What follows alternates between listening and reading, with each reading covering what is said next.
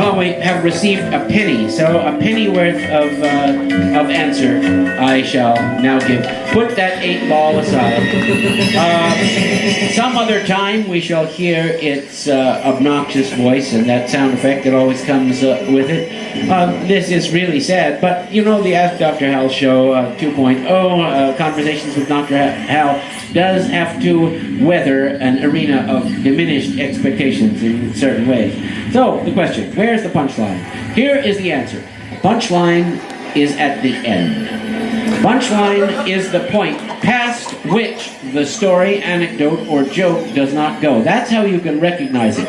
There may not be an actual punch involved, because the story may be a failure, not humorous, and indeed just a goddamn waste of time. And every time you listen to somebody tell a joke, you must realize that could be what you're doing, wasting your time, because the person who's telling the joke does not have the ability or the inbred sense of comic timing to make it funny or worthwhile. But there is another type of humor which is not depending on getting to the end. And in this type of humor, in which we specialize, incidentally, at the Ask Dr. Hal show, to travel, hopefully, is better than to arrive. And some might like the humor to be leavened out among the words instead of all concentrated at the end in a fireworks pyrotechnic bang, which may turn out, owing to the ineptitude of the relator of the tale, to be a dumb and hardly worth a penny. People hearing without listening. Dr. Hal, everyone. Yeah. Let's give him a hand. Oh, but these dinosaurs, well, what's this? The first donation to the Ask Dr. Hal Dinosaur Fund. I swear unto you, I will not spend it on groceries or to keep from being evicted from my apartment or anything like that. That goes into the dino jar. And now, let's give this question the attention it deserves. I believe dinosaurs were brightly colored. And why? Because dinosaurs had this exotic appearance with all these doodads on them, horns and spikes and things. Did these have a specific purpose, a specific evolutionary biological function? Not the one you think. The reason they had it was to look good for the females. That's right. The females have to recognize that you are this type of dinosaur and not this type of dinosaur. So you have this thing. And it takes more than the shape. The bright color is also there. Dinosaurs had color vision, as their close relatives and perhaps descendants, the birds, do today. But the mammals of the time were timorous, creeping beasties who only saw in black and white, because they were mostly nocturnal. So the bright spectacles that the dinos put on were lost completely on these rat-like progenitors of our own species. And believe it or not, our own progenitors were around in the day of the dinosaur. Not as shown in that movie, which has a certain amount of poetic exaggeration woven in, but the primate order was represented even in the Mesozoic.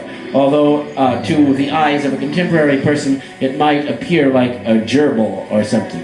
But it wouldn't be. It would be a kinetic, proto-potential ape cowering there under the rhododendron while the Allosaurus scratched itself in the sun.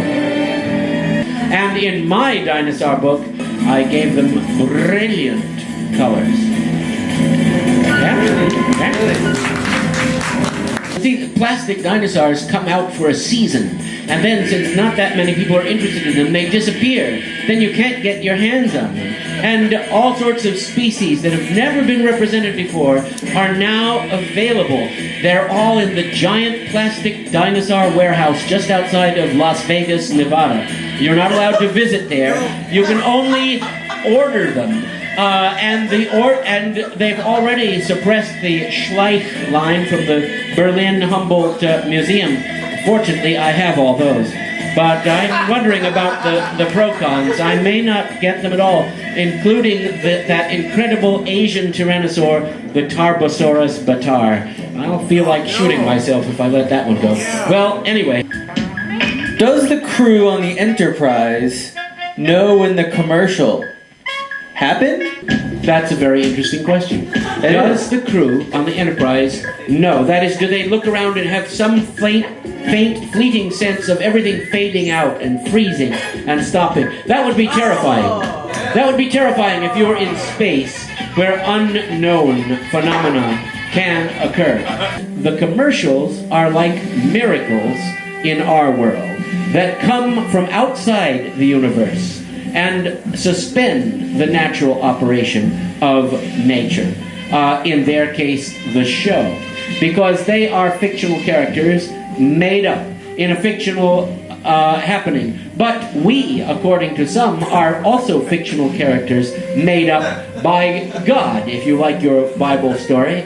And it's like, does Hamlet know when Shakespeare puts down the pen to go to the bathroom? I think not. Therefore, the crew members of the Enterprise or the Romulans or the Klingons or any of those characters never know when the interruption comes, because where they are concerned, there is no interruption, only smooth, seamless continuity. It's called April Rise by the poet Laurie Lee. If ever I saw... Let me see. April Rise by Laurie Lee. April Rise.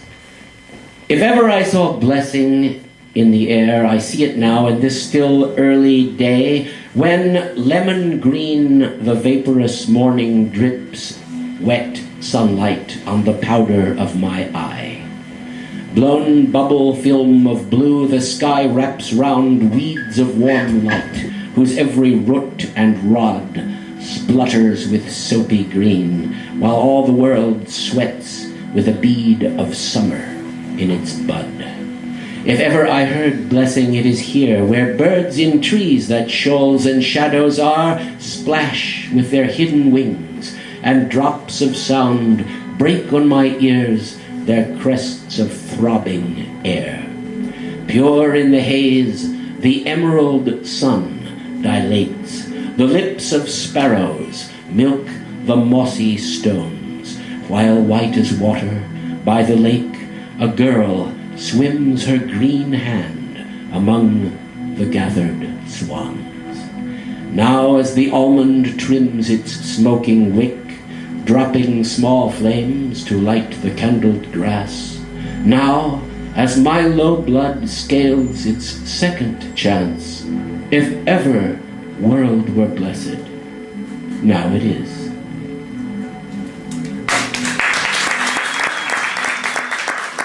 I'll do a short poem by John Keats. Keats may be out of favor, but he wrote an amazing number of poems, including this one, The Hymn to Autumn. Season of mists and mellow fruitfulness, close bosom friend of the maturing sun, conspiring with him how to load and bless with fruit the leaves that round the thatch eaves run, to bend with apples the mossed cottage trees, and fill all fruit with ripeness to the core, to swell the gourd and plump the hazel shell with a sweet kernel, to set budding more and still more later flowers for the bees, until they think warm days can never cease, for summer hath o'erbrimmed their clammy cells. Who hast not seen thee oft amidst thy store? Sometime whoever seeks abroad may find thee sitting careless on a granary floor, thy hair soft lifted by the winnowing wind, or on a half-reefed furrow sound asleep, drowsed by the fume of poppies, while thy hook spares the next swathe and all its twined flowers. And sometime like a gleaner thou dost keep steady thy laden head across a brook, or by a cider press with patient look thou watchest the last oozings, hours by hours. Where are the songs of spring?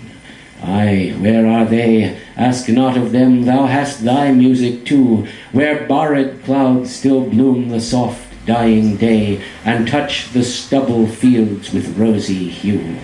Then in a wailful choir the small gnats mourn among the river's sorrows, borne aloft or sinking as the soft wind lives or dies, and full-grown lambs loud bleat from hilly bourne. Hedge crickets sing, now with treble soft, the redbreast warbles from the garden croft, and gathering swallows twitter in the skies.